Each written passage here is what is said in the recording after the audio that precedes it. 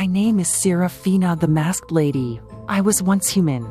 Since then, I have lived many lives. I have been loved and reviled, adored and despised, been the child of a poor prostitute and a courtesan revered by thousands. When I was a child, a stranger with no face offered me the ability to move between the worlds. Since then, my every death has led to a new life. I once had a true love. He was ripped away from me when I was murdered in the 18th century. I search for him still. In the meantime, I walk in the shadows behind the universe, visiting realms both exquisite and terrible and bringing back stories and rhymes to amaze the mind and enchant the ear. Through my YouTube channel, I send the stories out into the world, hoping that my true love will hear them and reply. Hoping, if he does not, that I will find in the other souls who listen kindred spirits to help ease the pain. What of you, stranger? Did you come here tonight seeking a mystery?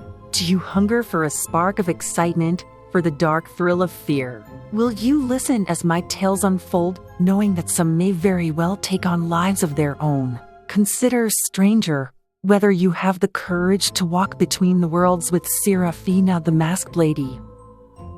Hello there, my delicious darlings. Let me throw my arms around you. I am a whirling dervish tonight. What was that? No, I haven't been drinking. Certainly not enough to have made me giddy. I am simply happy. Yes, even I, with all my years behind me, can be simply artlessly happy. Even better, my gladness has no particular source. I woke up today with a light heart and intend to enjoy that lightness for as long as possible. Today's poems are a little like my current mood. They do not have a particular theme. I found them in the most recent volume I have been translating, a scattering of rhymes as small and beautiful as jewels. Of course, the book contained dozens of poems, so I chose which to share in the simplest manner possible. What follows are the 7 poems that made me smile the widest. As always, I would love to hear what you think of them. Let us begin.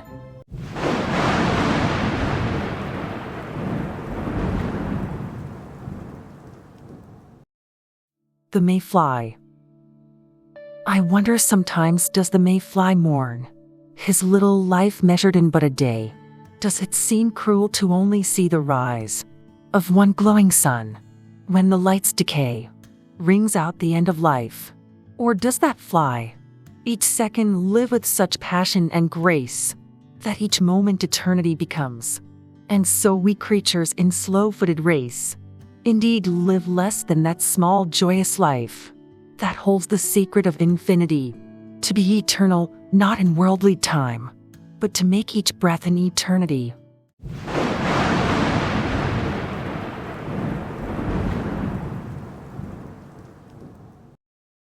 The June River. Once, in the hot month of June, I stopped beside a shady pool, where sleepy river wound its way, beneath a bridge through homes of clay, until it found a wooded glen, in which it idled long and then, bolstered and satisfied by rest, it carried on, replete and blessed.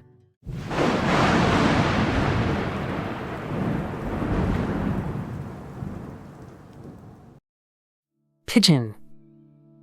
The pigeon sitting on the branch, a doughty creature seems. He's not the radiant, plumed sight you see in happy dreams. He is a scruffy little chap, with a dent on his head. He sleeps on windows and on sills, not on a feather bed, and people passing on the road might easily stroll by, without even deigning to pause, or cast a kindly eye upon the cheerful scruffy chap. Although he's down at heel, yet when he simply cocks his head, I cannot help but feel a lighter heart and lifted soul that enriches my time. So he may be a simple soul, but he's a friend of mine.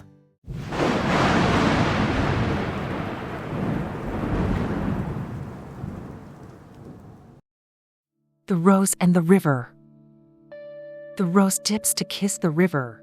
She sees herself reflected there, her petals like satin in blooming, a beauty beyond all compare.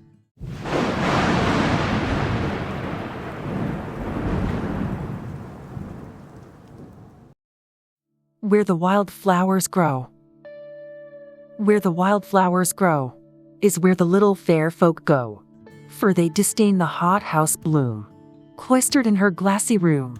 Instead, they choose to set their dance, where cornflower and mayweed prance, and where the poppy bows her head, honoring the living and dead.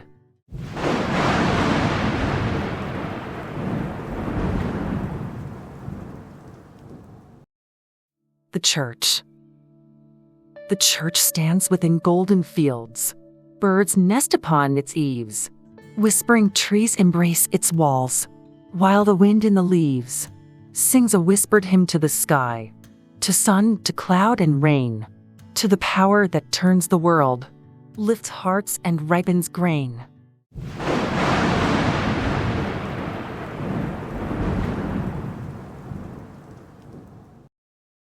The blackbird. The little blackbird on the headstone perched. No sorrow tainted his bright, gleaming eye. And I so close, only a breath away, felt sure my intrusion would make him fly. He did not budge. Instead, in descant loud, he chirped in song, and I, whistling, replied. And when at last time came for him to leave, 'twas joy, not sorrow, lifted him on high.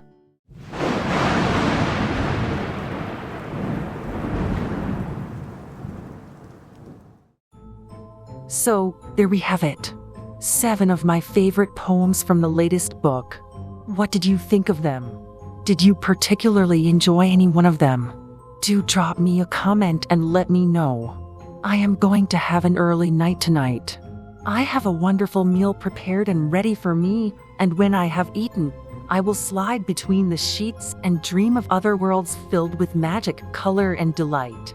I will spend the next week working on some poems of my own invention. It has been a long while since I have had the chance to set pen to paper. If I am successful in my creative efforts, I will share them with you next time we meet. Have a wonderful week, and remember to carry magic in your hearts wherever you go. See you soon!